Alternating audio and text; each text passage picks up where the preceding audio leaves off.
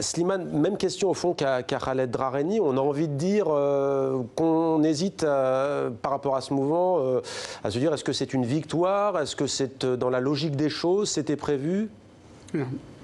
C'est juste un verrou politique qui saute, qui explose le cadenas du système. Mais c'est loin d'être la seule chose que les gens demandaient. Les gens ne demandaient pas la tête de Bouteflika. La plupart des gens, ne serait-ce que par le privilège de l'âge, par la maladie, ont plutôt de la compassion. Pour lui, personne ne le hait et on n'a pas entendu un seul slogan ou une seule pancarte, le vitupérant ou le dépression.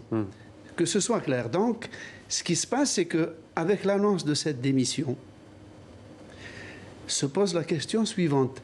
L'annonce de sa démission est assortie d'une précision qui dit que le président va se retirer, mais non sans avoir pris des dispositions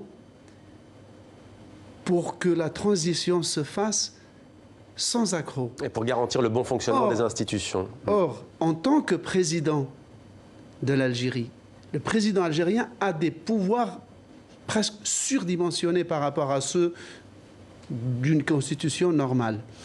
Donc il a encore légalement, constitutionnellement, de prendre d'énormes décisions. Dans quel sens il va les prendre?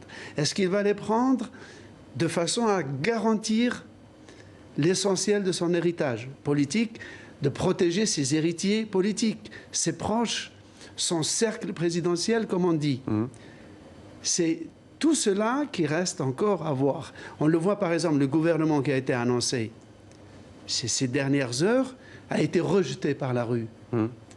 Donc là, les décisions qu'il va prendre d'ici le 28 avril sont attendues par la population et seront analysées à la loupe.